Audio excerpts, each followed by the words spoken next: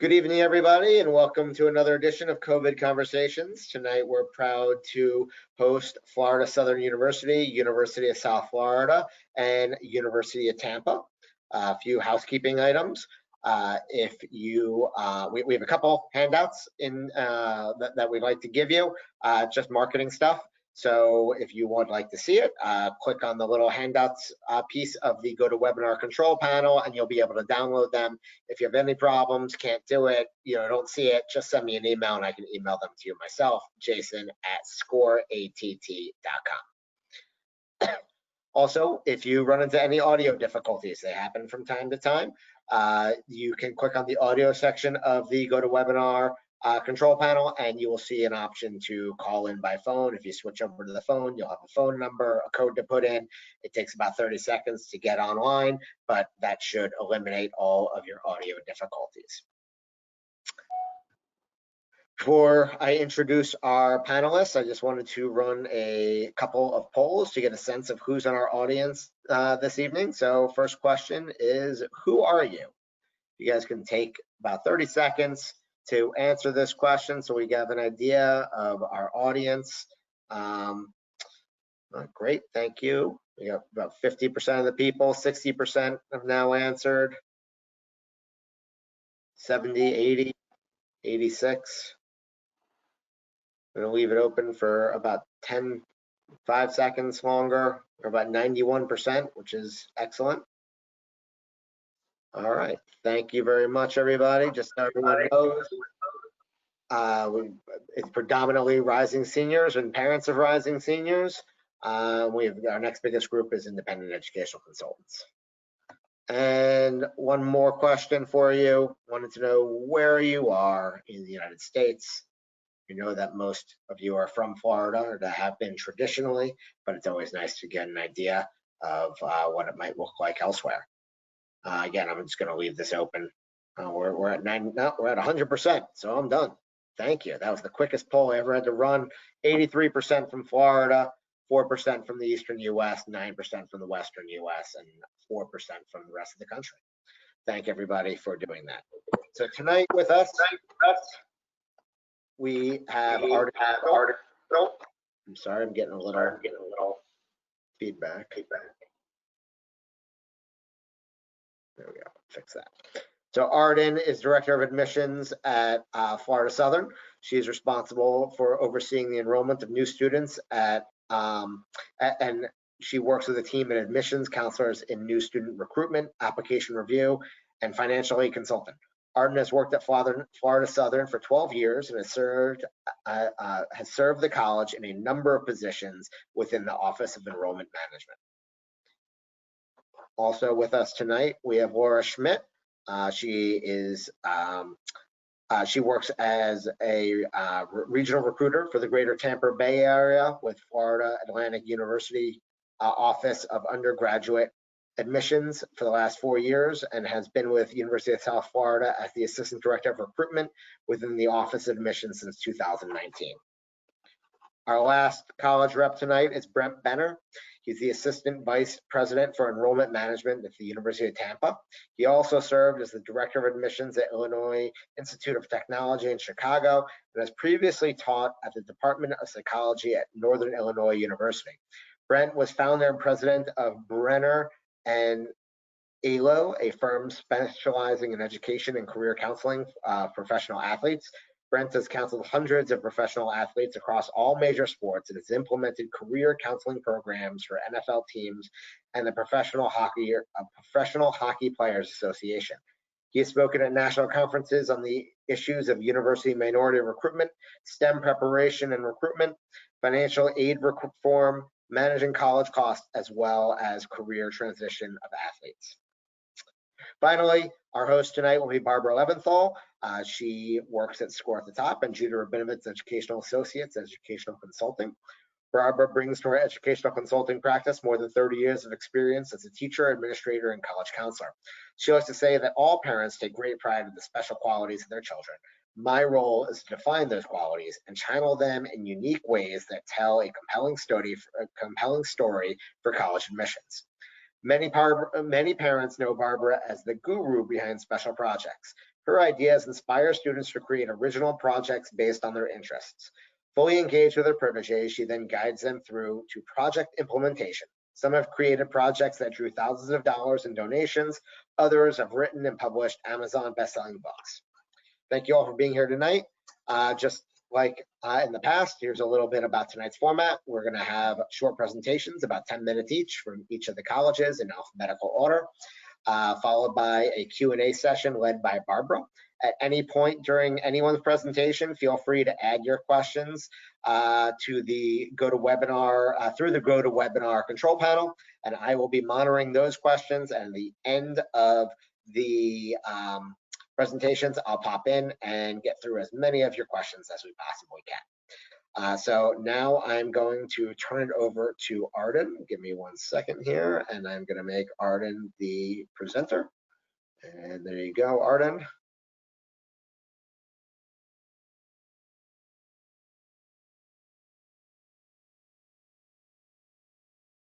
Hello, am I muted or unmuted? No, you're unmuted, but you're on the wrong screen. Right. Okay. So am I sharing the, let's see. There you go. Does that work better now? Thanks so much for your patience while I get this set up so that I can share this great information with you. Just want to confirm before I dive in, you're still able to see and hear me. Yeah. Okay.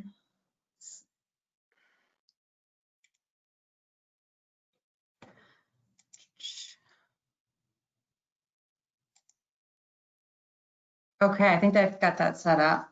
Perfect. Right. Well, thanks again. My name is Arden Mitchell, and I serve as the Director of Admissions at Florida Southern College. I am a Florida Southern College graduate and have worked over the last 12 years in the Office of Admission. I have the honor and privilege of working with our admissions counseling team and recruiting new students to Florida Southern College. Got some great information to share with you today and glad to help take any and all of your questions. I truly have an affinity and passion for Florida Southern and have enjoyed my time here as a student and as a staff member. Florida Southern is the oldest private religious affiliated school in the state of Florida, founded in 1883. We have over 3,500 students, predominantly undergraduate, but we do have a few graduate programs that are offered and located in Lakeland, Florida. Lakeland has a great central location, conveniently located between Tampa and Orlando. Our college is a National Historic Landmark and has the largest collection of Frank Lloyd Wright designed architecture that sprawls across our 110-acre campus. At Florida Southern, we have over 70 academic programs that are offered for our students, and those are housed within our 4 schools. Our Barney Barnett School of Business and Free Enterprise that houses majors related to business, marketing, management, finance, economics, and our popular sports business management. We also have our School of Nursing and Health Sciences that houses our direct entry school for nursing, so students can earn a Bachelor of Science in Nursing. And we also have programs related to physical therapy and also exercise science. Our School of Education has a number of resources available to our students. One of the signatures is our 4+1 option that allows students to earn not only their bachelor's degree in education, but also their master's degree. We also have a preschool on our campus, as well as a school dedicated for elementary and middle school for students with learning differences, especially for students with dyslexia. And then our largest school is our School of Arts and Sciences, which offers programs in our fine arts, everything from film, theater, dance, music, and such, and also our sciences. We have a lot of interest for our students in our pre-professional programs, students going on to medical, dental, veterinary programs, and have a unique program in medical laboratory sciences, which has been particularly interesting in students in the time of COVID and coronavirus, learning about some of those processes for testing and what it means to be a medical laboratory sciences. A lot of our students go on to graduate and professional school or take advantage of some of the master's or doctoral level programs that are available at Florida Southern. I mentioned the 4+1 education program. We also have a 4+1 for our business program that allows students to earn their MBA. A unique part of that is students can be any undergraduate major and take advantage of that 4+1 for business, which really allows for interdisciplinary studies amongst a number of subject areas. I think students find success at Florida Southern because of the number of varieties of programs that are offered that allow students to explore their interests and their passions, or if they decide to change their mind, knowing that they're going to find a home and a group of students and faculty that can support them in their educational endeavors. A few unique things about Florida Southern, I think, that set our institution apart is our class size really allows for students to have interactivity with their classmates for class discussions, case studies, debates, and really have an understanding of their professors and having a chance to work with them in an integrative fashion. Our students are involved in high impact experiences that include internships, research, conference presentations, and many ways for our students to apply their education in a real-world setting. We use our experiential education or engaged learning as the focus of our curriculum at Florida Southern. So the goal is to get students to apply what they're learning in the classroom in a real-world setting. Our science students participate in individual and unique science research as early as their first year through our Tiny Earth network that allows for antibiotic research in our science classes. So it's a great way for that lab component, particularly for our science students as early as their first year. And our students really benefit from being able to participate in conference presentations, being able to showcase the study, the work, and the research that they do in the classroom, and getting a chance to build their portfolio and network as they look on to future opportunities in graduate schools or careers in their field of study. At Florida Southern, we believe that there are some experiences that are critical and monumental for every student to have the opportunity to get as a part of their experience. And that's why we've enfolded into their curriculum study abroad. We have a junior journey, which is a travel study experience that's built into our tuition and our curriculum to ensure that every student has an opportunity to travel and to study. Our Junior Journey program is available to students in their junior or senior year once they've completed 4 semesters at Florida Southern. Our trips range from domestic to international travel and study, and can be a great introduction to the study abroad offerings that are available to our students. That real-world experience is also critical, which is why we guarantee that our students will have an internship in their field of study. Many of our programs do require an internship in that real-world work experience as a part of the curriculum, but our Career Center at Florida Southern can really help students find that match for the program's interest and to help them find a work position that's going to give them some experience that will help them land those jobs or to go on for experience for graduate and professional school. And finally, to be able to complete the degree on time. I hate to hear those stories about students that takes them 5 or even 6 years to graduate and to complete their degree. Our academic advising and career counseling that's available to students really helps ensure that our students are able to complete their degree at Florida Southern. There's a number of cost-saving measures to consider when it takes longer for students to graduate, and so our guarantees that we have for students are important because we think that this is going to help line them up to be successful for their future plans. We are a residential campus, which can be quite unique. In fact, we require that our students live on campus throughout the 4 years that they're enrolled as a student at Florida Southern. We do have a small percentage of commuting students, but 94% of our students reside on campus. We have over 16 residence halls and college-owned apartment complexes that are all included as a part of the room and board that students will pay for their enrollment at the college. There are no additional leases that students need to take care of.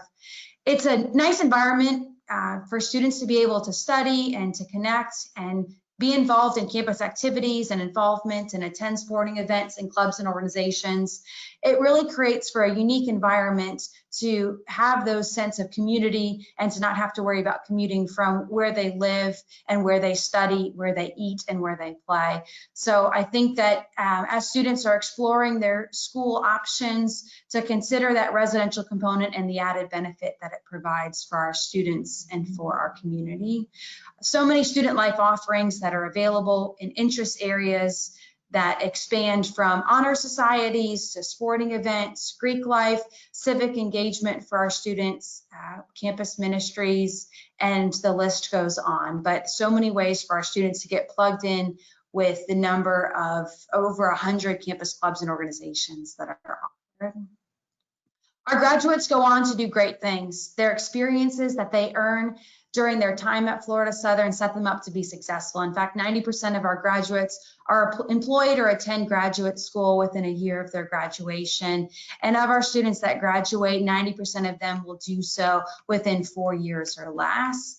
The opportunities that we make available for our students are second to none and can really help ensure that they're able to go on, enjoy the experience that they have at Florida Southern, but then also be successful for their endeavors and to make great alumni of the college. We have students in so many different disciplines that go on and study in some of the schools and programs and employment offerings that are mentioned on the screen. Ranges from students in broadcast journalism, students going on to medical school, environmental studies and research, and particularly in our School of Nursing. We've had 100% pass rate on our NCLEX, which is the nursing entrance exam, over the last several years, and that's a great preparatory program for students, particularly for students going on into those medical professions. I want to share a little bit about the application process for students. We are still currently accepting applications for students that are looking for college enrollment options for fall 2020. We are also have our application open for students that are looking to apply for fall 2021. I have on the screen listed our profile for our class of 2024. We've got a strong academically talented group of students that apply to the college, and admit about 50% of those students that do apply. One thing I like to note is that it's free to apply to Florida Southern. There is no application fee. Applications are available on our website, on the Coalition application, and on the Common application. We have a holistic review in our admissions process and ask that students will submit a copy of their high school transcripts or whatever coursework they would have completed to the time that they apply. We do ask that students submit SAT or ACT scores for those that they have available, and we will super score to ensure that a student receives the highest score possible. If students have had any issues related to testing or test cancellations, or for fall 2021, we do have an option for students to apply as test optional. Please reach out to myself or one of our admissions counselors, and we'll be glad to provide that to you as far as the options that are available. We've got a great team of admissions counselors that are eager to work with you and help answer all of your questions. And I'll turn that over to our next presenter. Thank you very much, Arden. Laura, you're up. Yes.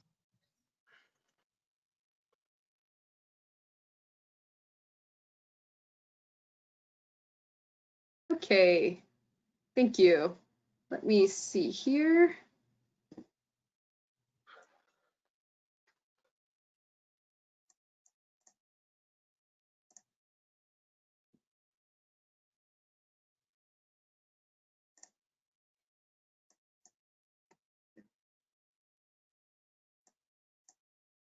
Okay, I have the two screen.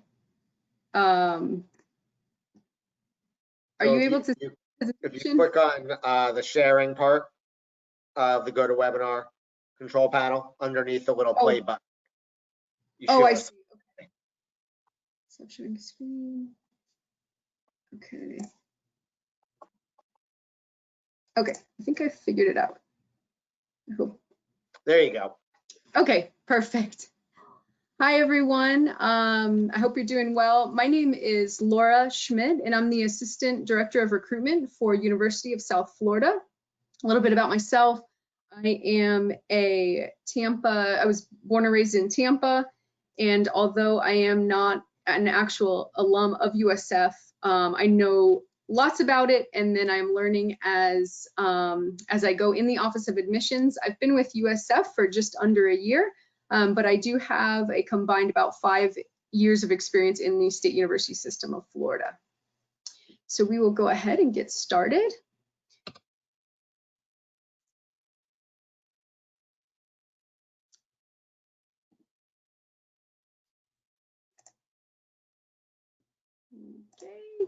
There we go. Oh, I think I'm just going too fast. Bear with me. Okay, so a little bit about University of South Florida. We were founded in 1956. Our total enrollment is just under 51,000 students. That's including undergraduate, graduate, and doctorate program students. Student faculty ratio is 21 to 1, and we have about just under 200 majors and concentrations to choose from within our 3 different campuses. And we will go a little bit into the 3 different campuses as well. We take pride that the US News World Report ranked us as number 44 in national public universities. And we have showed evidence over the years. We're pretty quickly rising university, as you can see the 10-year trend here, with a pretty big development from 2019 to 2020, where we rose from number 58 to number 44. So we are happy about that. And then a little bit about our freshman profile, graduation rate, and retention rate. So we have right now a 92% freshman retention rate. 6-year graduation rate is about 75% currently. We have the freshman profile average. This was from last year, so 2019 was an average of 1286, ACT of 29, and a GPA of 4.13. And then a little bit about the different campuses. You may know more about the main campus, which is in Tampa. So we are located in East Tampa, pretty large campus there. It houses about 43,000 of our students. So it is by far our largest campus. And then we have the St. Pete campus, which is in downtown St. Petersburg, right on the water, has about 2,500 students. And then the remainder are housed at our smallest campus, which is Sarasota, Manatee. You may have heard in the news possibly about consolidation, and what that means to you as an incoming student is we've done all the work on the back end so that this transition can be very smooth for you. Some of the advantages are that because we are not separately accredited any longer, you will be graduating with a degree from a preeminent university, which is the University of South Florida. So that's what your diploma will say.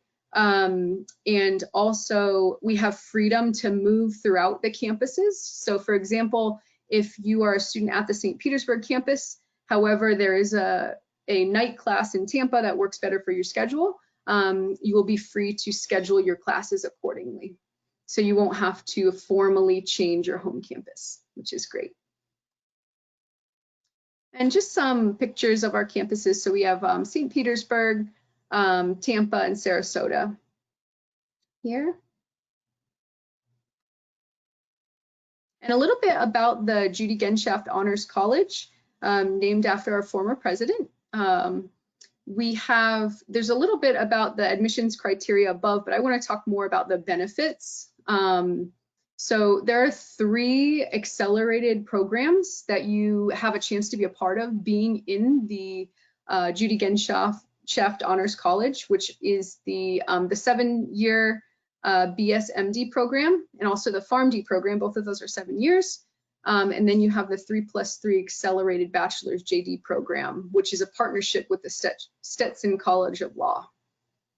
You also have additional scholarship opportunities that are in addition to Great Futures, maybe a merit-based scholarship that the Office of Admission grants you, and any kind of outside aid, such as federal aid, monies from different organizations. That's all stackable to be used at USF. Also important to note that we have the Honors College at all 3 campuses. So whichever campus you would prefer, we do offer 3 different experiences based on size, metropolitan versus a more suburban campus such as Tampa. So you have that opportunity to be a part of the Honors College at all three.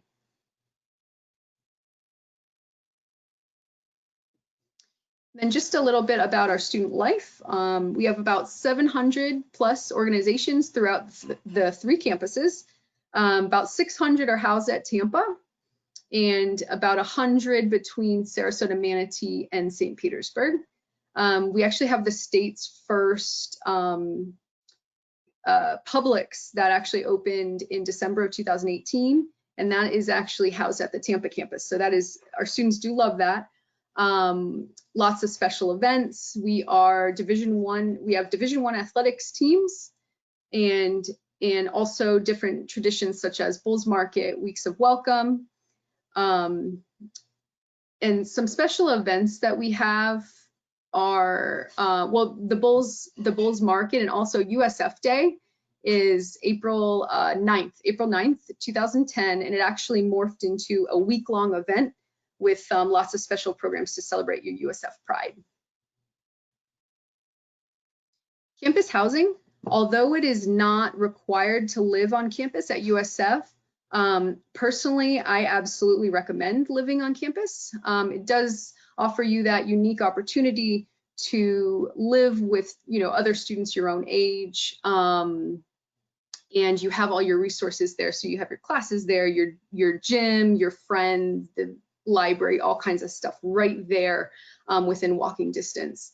However, we do have that option of living off campus, and we have plenty of options as well off campus. And then, we have on campus options for all needs. So we have single rooms, the traditional double room, suite style, apartment style. We also have living learning communities. One in particular that is my favorite is one called Puppy Love, and that's actually based at the St. Pete campus. And they actually train dogs, support animals on one of these floors. So they have the dogs actually living with them, which is cool. So talking a little bit about applying to USF.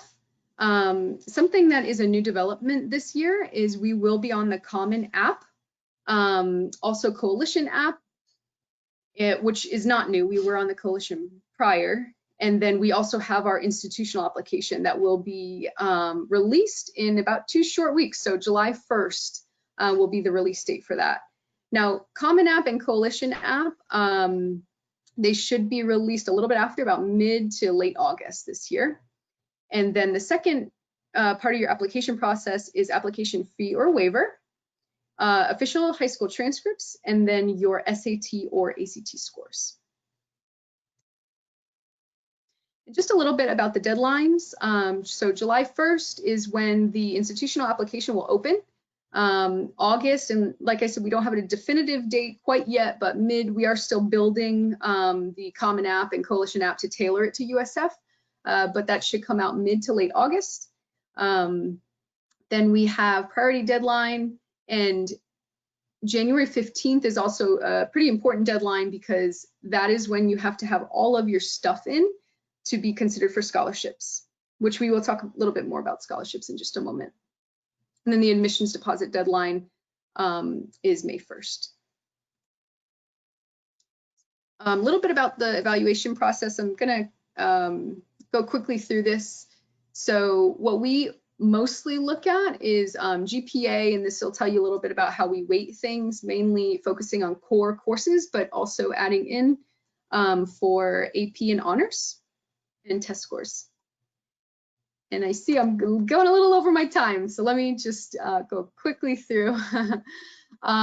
So high school GPA is here, 4.1 to 4.3. SAT, you'll see the averages here, and these are also available on our website.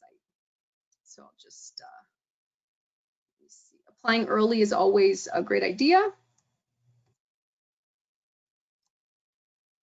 And then I'll wrap up with scholarships. So we have merit-based scholarships. The thing you have to worry most about this is the greatest thing is to remember is that your application to USF is your application for these scholarships. So it is important to get it in by that January 15th date, but you don't need to fill out a supplemental form.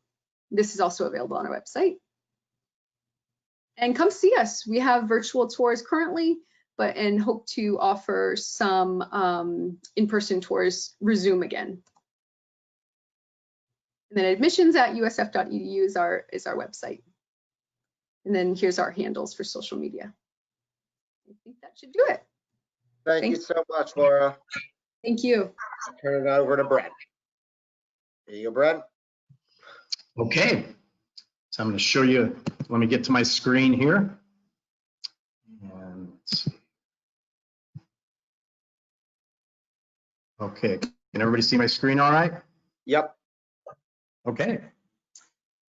Well, again, thanks everybody. And I'm going to try to keep under the 10 minutes here. And I'll try to give you some ideas because I'm also a dad as well as a college administrator.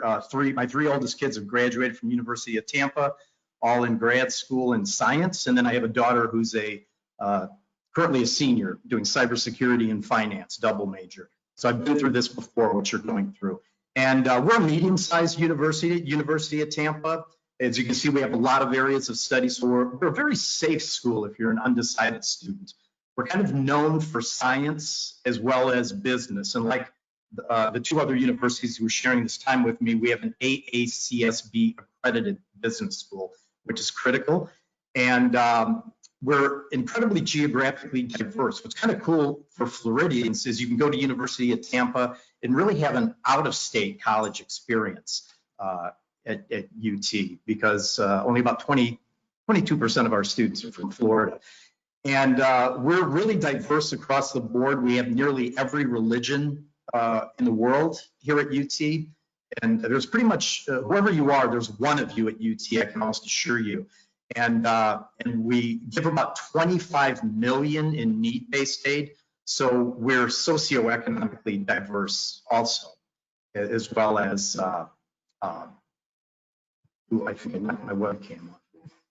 Did I do that? Anyway, was my webcam on before? You could see me all right? We can see you now. Okay, but you couldn't before. Let's see. See if I can minimize that. Well, I'll tell you what, I'm going to get rid of that because I'm not a very good looking guy anyway. But what I was going to say too is, we have about 20% of our students are Pell eligible students. So like I said, we're socioeconomically diverse as well as diverse in these other areas. One of the coolest things about our campus is we're right smack dab in the middle of downtown Tampa, but yet we have a traditional college feel. We don't have city streets running through our campus. And also, we're the only university in downtown Tampa. The next closest university is 13.5 miles to downtown. So we really own the internships down here. You can walk to internships. And I find that that's a lot of people don't realize how important that is to build your resume while you attend college. It's not enough to have a great GPA and not enough to have a lot of clubs and organizations. You need to build your resume in your field. And just to give you a couple ideas, all within walking distance, internships, Tampa General Hospital, we have pre-med internships there, Tampa Bay Lightning, NBC Studios, 3 blocks from our campus. We have 2 major court systems, a federal district court and a circuit court, 2 major investigative crime scene labs, Tampa Museum of Art, Tampa Bay Times. I could go on, but I think you get the picture that you can build your resume while you go to school. Also, for science students, this is very important. It's typically difficult to do undergraduate research, particularly at large state universities, and we're undergraduate research driven. We actually have 48 stipends, $3,500 stipends each year. So students not only can do research, but they can get paid for it. And we like students to think broadly about research because it's not just the science students. We have art students do research, sport management students, dance students do research. So I would strongly emphasize in this data-driven world that you try to concentrate on doing some type of research. And I'd like to shift into more pandemic related issues because you can find a lot of this information that I'd be going over on our website anyway. But we are not test optional historically, but students who have problems taking the test for this coming fall, we will have an appeal. And if testing is problematic, we will complete their application without taking the ACT and SAT.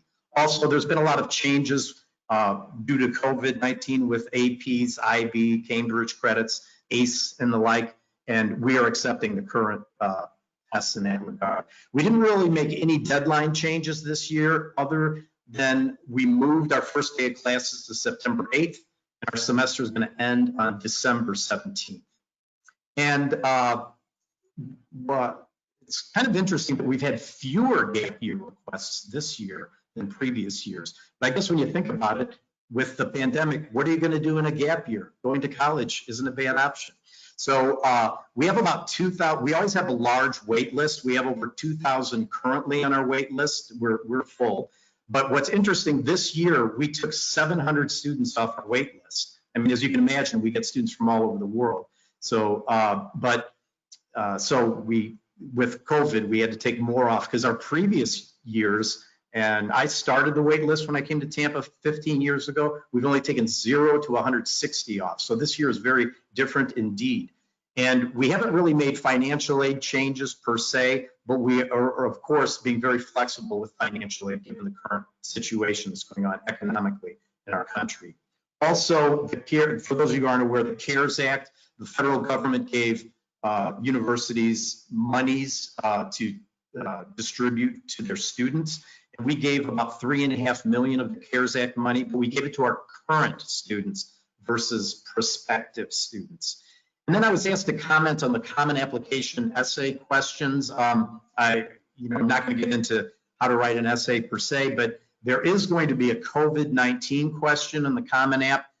Personally, if it was my son or daughter, I would not recommend that they do that unless you have some really interesting angle, because the pandemic is something we all share, obviously. It's not really a unique situation to any one person, although, again, there could be exceptions to what I'm saying. But I read thousands of essays a year, and I'm just afraid that I'm going to read a lot of repetitive COVID-19 essays. Let's hope I'm wrong. And in terms of at UT, what do we look for in a student? Well, obviously, we look for academic success. And I always tell students, I can't tell how smart you are by your high school grades, but I can tell how disciplined you are by your grades. So I would encourage you, we also look at capability. We review holistically. We look at everything in a student's file. We don't have a set SAT, ACT, or GPA minimum. We look holistically. Each student is different. And in that regard, that's why I would definitely take the ACT and SAT, especially students who maybe didn't knock them dead in high school with rather mediocre grades, can show a university their capability by getting a good SAT or ACT score. Obviously, we're looking for leadership. If ever you get the chance to get anything in your resume that demonstrates leadership, it's very important. And then there's a big difference between participating in extracurricular activity and showing accomplishments in extracurricular activity. So I think it would behoove students to really look at what they've accomplished outside of the classroom. And then finally, independence is a huge factor at University of Tampa. Since our students come from so far away, the #1 reason students leave University of Tampa is homesickness. So it's a big deal here, and we take a strong look at independence. We look at a lot of things. So I think the best advice I could give any of you who are parents is don't ever call or email a university. There is almost zero reason why a parent should be calling or emailing a university. Going to college is an adult's game, and we're looking for adults. And my parents luckily are still alive. Are they speaking for me here? No. Adults speak for themselves. So that's a big deal for us. We love students who can advocate for themselves. And again, 3 of my kids did college athletics. And like I said, 4 of them went to college. And my wife and I never, ever would consider emailing a coach, an admissions professional or university, or calling them. That is our students' job. And so if I could give you one piece of advice, that would be it. And I think I'll wrap up and give you an extra minute for Q&A. How's that sound? Thanks a lot, Brent. So if everybody can turn their cameras on. Oh.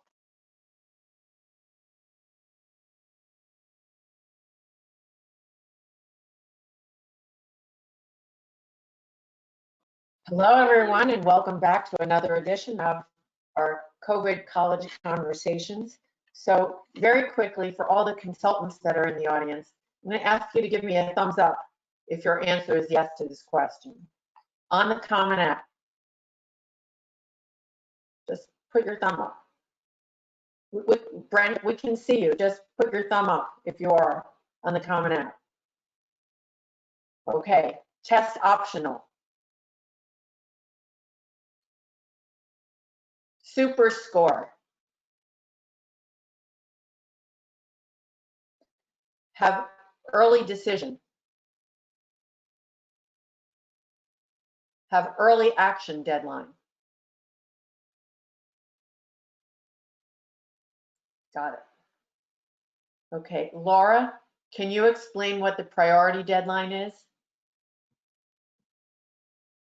Sure. So priority deadline is, although we do have rolling admission at USF, priority deadline is kind of like an unofficial suggested deadline to basically it's the most open time to apply by to the university, just based on how quick our class fills. Okay, and then a couple of other quick questions. I'm going to ask each of you. I'm going to start with Brent. You're on the top. So what are the 3 most popular majors? Brent? Apologize. I would say marine science, finance, and biology. Okay, Laura, what are the 3 most popular majors? Ours are for undergrad, business, biology, psychology. Arden? Yes, at Florida Southern, our most popular majors are business, nursing, and biology. Okay, next question. A lot of the consultants are trying to draw up a list of all the supplementary essays so that kids who are home now, whose summer plans kind of fell through, can really get started on doing some of the writing. So if you have a supplementary essay and it's something in addition to the personal statement, could you put a thumb up?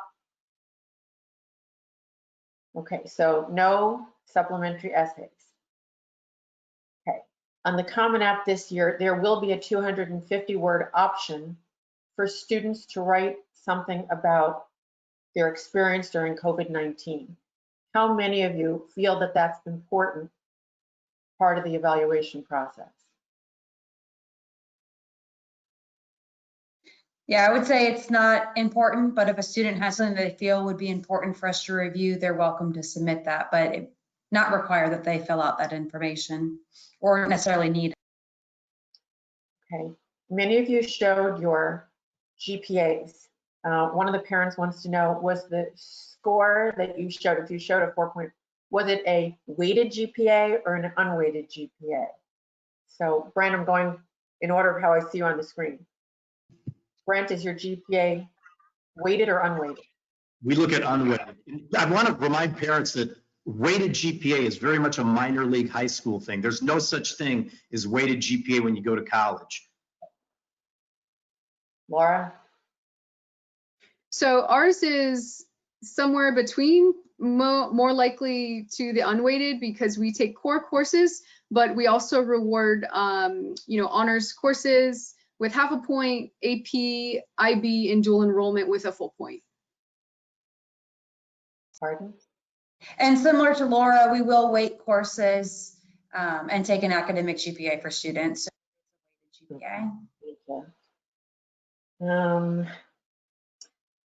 In terms of campus visits, now I'm going to just ask each of you just to go very quickly. Are you going to have a self-guided tour? Are you open for business? Having parents make appointments. Tell us a little about when will the campus reopen for visits and how are you handling that? We have both options. Okay, and Brent, do people need to make appointments now? Yes, they should, because we do limit, in most universities, I think that's a wise idea to do, Barb, for any university, because many universities will have limitations on how many people they can give tours to. And Laura, you're not doing in-person visits yet, correct? Correct. We're not doing in-person visits. However, we have, not only do we have the virtual tours that are recorded previous, we have some like live action ones that are put on by our student ambassadors. And we also have the option of that walking tour that students can do on their own. Our campus is totally open for that option.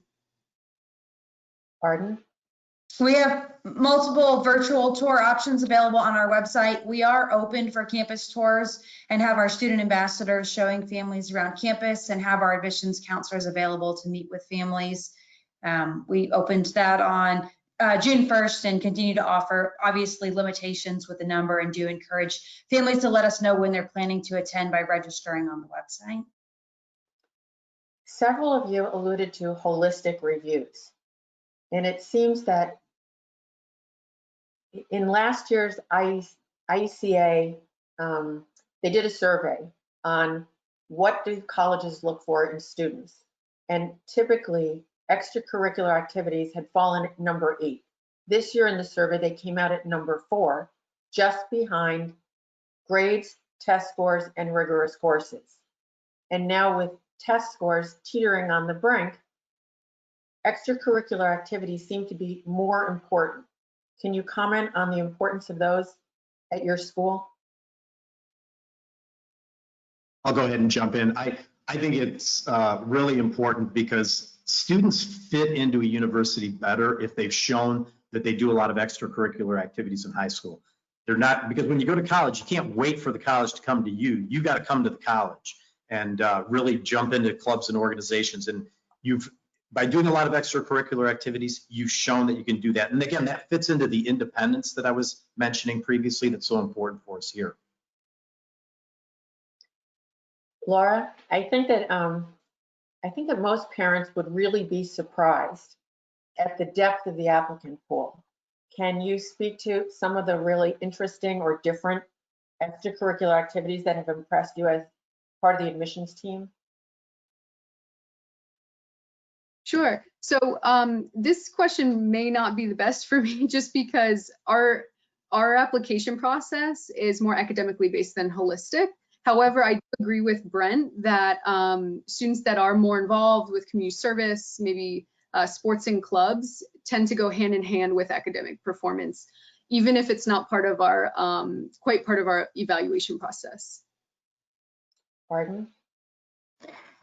Extracurriculars, I think, are really important, maybe secondarily to the academic preparedness for a student for the institution.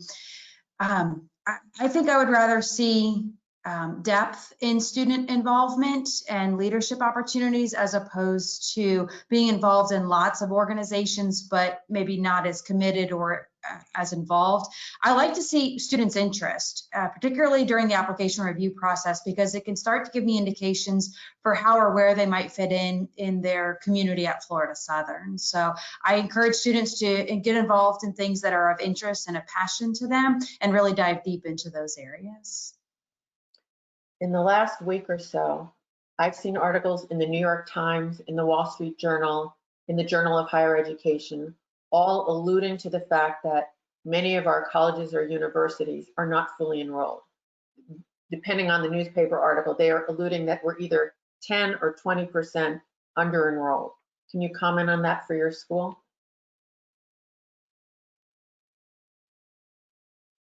Well, I pretty much did that when I showed you our wait list. We have a huge wait list every year. We're very blessed, and especially this year. So yeah, we're definitely not under enrolled, that's for sure. Same here. I can't comment on specifics, but we did pretty well this year. Thank you. And Florida Southern is faring well as well. We will still look to enroll a few more students for the fall semester, but certainly wouldn't consider us under enrolled. Arden, have you seen a rise in the number of deferrals?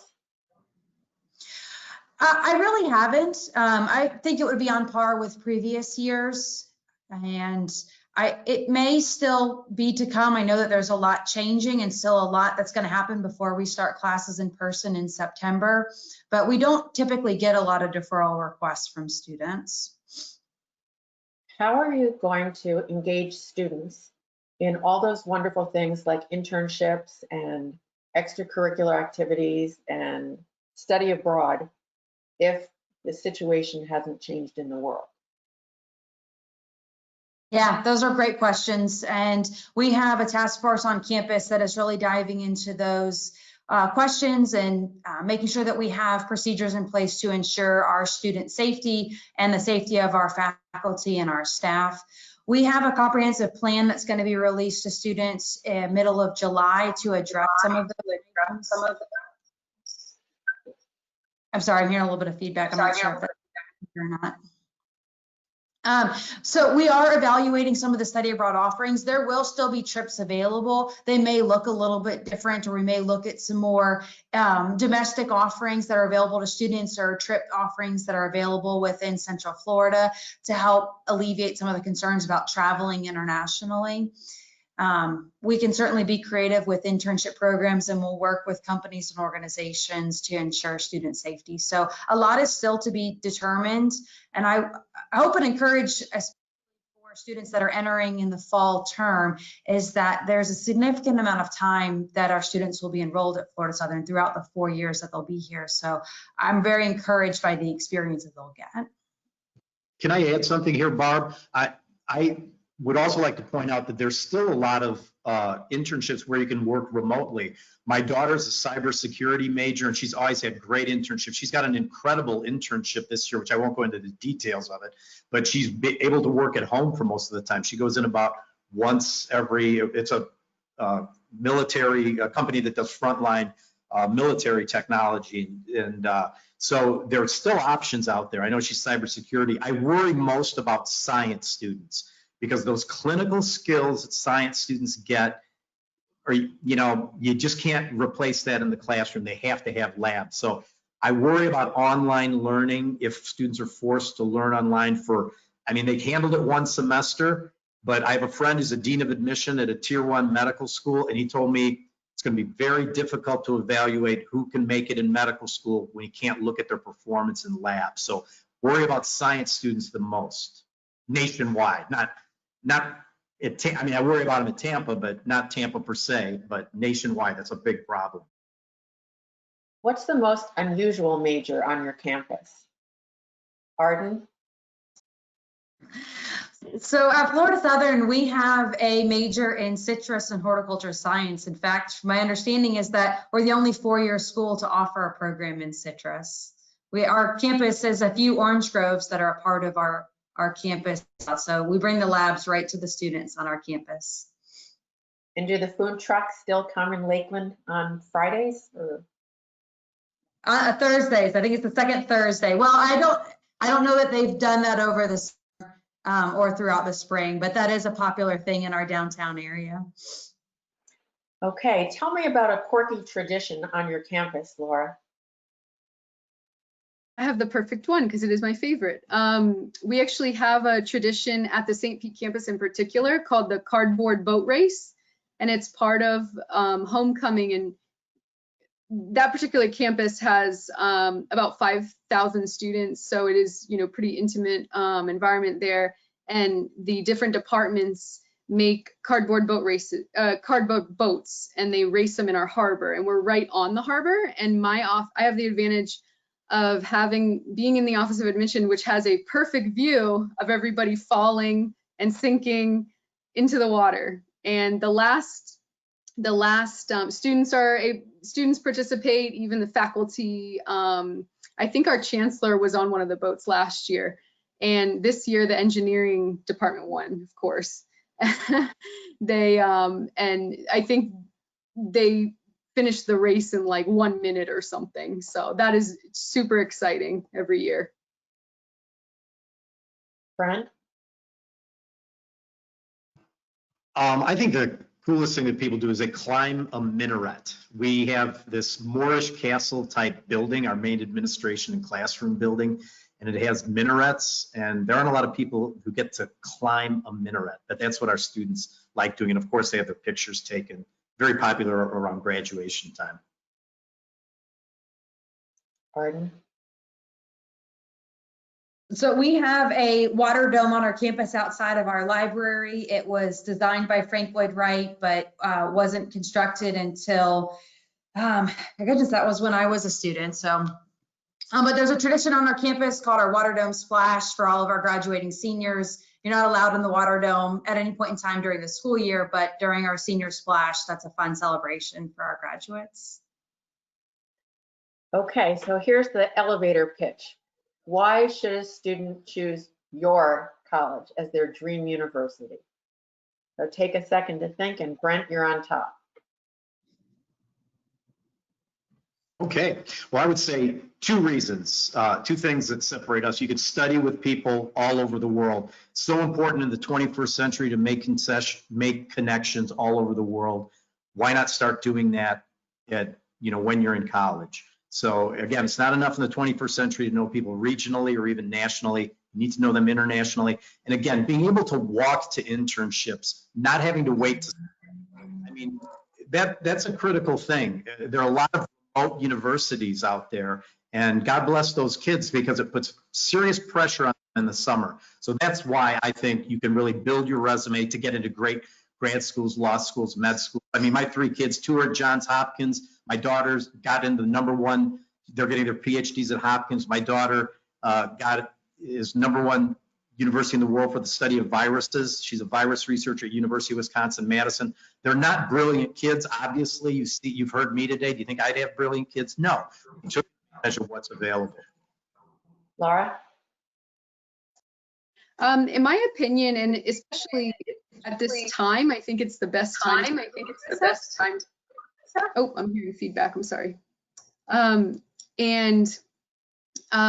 Because we just achieved preeminence in the state of Florida, along with FSU and UF. We're the 3rd state school to reach that just recently. And also because we're consolidated, we have lots of benefits for the students. The biggest one, I think personally, is that we offer 3 different experiences. So whether you like that big campus feel, you like the small downtown feel of St. Petersburg, or the more intimate environment for Sarasota Manatee. And also the value. So we're a public school. We take Bright Futures, outside aid, and so on. And we also offer many merit-based scholarships. Laura, just a quick follow-up on that, just real short, because I want to have time for Arden to answer the question. When a student applies to your school, do you choose the campus, or can the student elect which campus they want to go to? That's a great question. So when you originally submit the application, at least the institutional application, you'll actually choose your major, and then it'll gray out the campuses that don't offer that major. So so it's really based on your intended program. And we also have a 1st, 2nd, and 3rd choice. So the student will choose that home campus. But like I said, with consolidation, you do have freedom in case you wanted to take courses at different campuses. However, your support, we need to track it somehow. So, your advisor housing is going to be at a specific campus, your home campus. Arden, you want to tell us about one of those?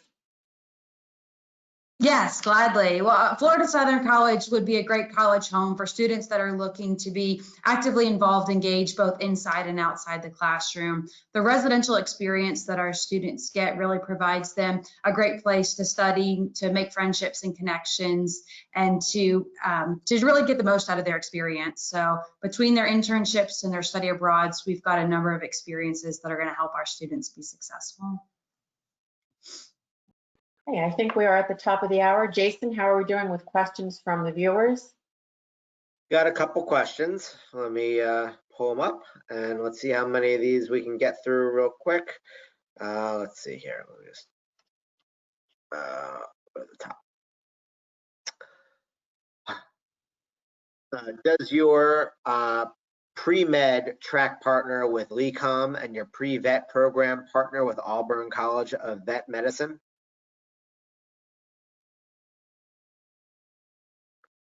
I'm not sure which school that was directed to. Well, Florida Southern does have both medical, veterinary, and dental articulation with Lake Erie College of Osteopathic Medicine. I do know that we have had college graduates go to Auburn School of Veterinary Medicine. In fact, my college roommate is a graduate from there. I'm not familiar with a specific partnership with Auburn, but we do have Auburn students and graduates. Great. Will any of you be accepting the ACT section retake scores? Assuming they can actually go forward? Great. At USF, are the other campus satellites? To be honest, I don't know if they're considered satellites at this time because of consolidation technically, but in the past, they were considered satellite campuses. So someone wrote in that Florida Southern says that they guarantee internships. Does University of Tampa or University of South Florida make the same claim? I'll jump in there. If you can't get an internship, we don't guarantee internships. If you don't get an internship and you're a student here, you don't have a pulse. Again, I'm saying that as a dad who's had 4 kids go here. They've had incredible internships.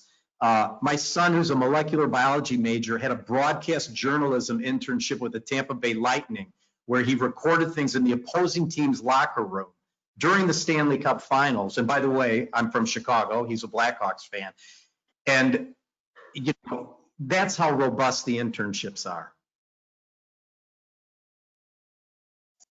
Same, we don't technically guarantee internships. However, we put all the tools in front of you, including a pairing system that you can use after you graduate as an alum to have access to those internships. Does Florida Southern have a competitive water ski team or club? Yes, we do. Our campus is located on Lake Hollingsworth, and we do have a water ski program. And Brent, can you tell us what what club sports are available at University of Tampa? Yes, women's field hockey, our men's ice hockey team morphed into an ACHA national championship contender team, so they're not really club. And likewise with equestrian was club, but we compete in the IHSA. Those are our 2 biggest, but they're not really club because it's competitive and they make pretty big cuts. But we have club, a pretty robust club program for a lot of different sports, even tennis. And I don't know if Florida Southern and I think USF and Florida Southern even have club tennis teams that compete in the state of Florida and are very competitive. So pretty robust club scene here at Tampa. Great. Well, that was all the questions I had from online. So I'd like to thank you guys for coming again. We really appreciate it. I'm going to get rid of the statistics up on the screen for everybody. I just wanted to finish out the webinar. If you've missed in the past, we've held a lot more of these types of conversations with a number of schools. All of them have been recorded, just like tonight's episode was recorded. They're all on our YouTube page. If you go to scorewebinars.com, you will be able to see links to every webinar that we've done in recent history, including all the COVID conversation episodes, as well as we did one on what test optional means and application essays to get you admitted. Tomorrow evening, we are hosting GW and American in our Power and Access webinar about college experience in Washington, D.C. Next week, we have Titans of Texas. We'll be hosting SMU and TCU. And I believe Barbara will be hosting another episode of COVID Conversations. And next month, we've got a whole new series that we're putting together. So I'd like to thank everybody for coming and thank our panelists and Barbara for being with us live tonight. And I hope everyone stays safe and stays healthy, and good luck with the application season. Thanks so much, everyone. Thank you guys for the opportunity. Have a wonderful day. Bye-bye.